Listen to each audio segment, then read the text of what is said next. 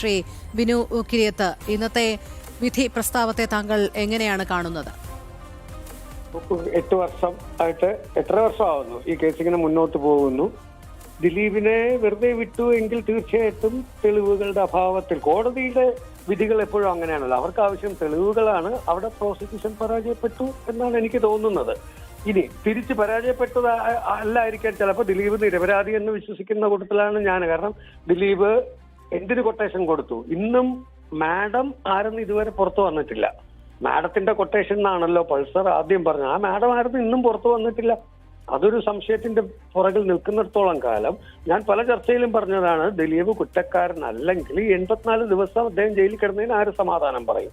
പിന്നെ ഇനി ഒരു പക്ഷെ പ്രതിയാണെന്ന് വെച്ചോളൂ, ഇത് ഇവിടെ അവസാനിക്കുന്നില്ല. രണ്ടായാലും ഇത് മേൽക്കോടതിയിൽ പോയിക്കൊണ്ടിരിക്കും. നമ്മുടെ നിയമം അനുസരിച്ച് നമുക്ക് അതിനുള്ള സാധ്യത ഇരുകൂട്ടർക്കും ഉണ്ട്. ഇപ്പൊ എന്തായാലും അതിജീവിതം മേൽക്കോടതിയിൽ പോകുന്നുള്ളത് ഉറപ്പാണ്. തിരിച്ചാണ് ദിലീപിനെ ശിക്ഷിച്ചിരുന്നെങ്കിൽ ദിലീപ് കോടതി പോകുന്നുള്ളത് ഉറപ്പാണ്. പക്ഷെ ഇവിടെ ഒരു വ്യക്തിയുടെ ജീവിതത്തിൽ 8 മിനിറ്റ് പോലും നമ്മളാരും ജയിലിൽ കിടക്കാൻ ആഗ്രഹിക്കില്ല. നിരപരാധിയാണെങ്കിൽ 84 ദിവസം കിടന്നതിനെ ഞാൻ അന്നും ചോദ്യം ചെയ്തിരുന്നു.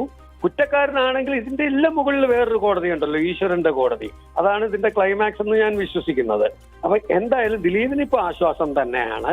നിരപരാധിയാണെന്നുണ്ടെങ്കിൽ അദ്ദേഹത്തിന്റെ കരിയർ പോയി, യാതൊരു സംശയമില്ല. അദ്ദേഹത്തിന്റെ സാമ്പത്തികം കുറെ പോയി, എല്ലാം പോയി.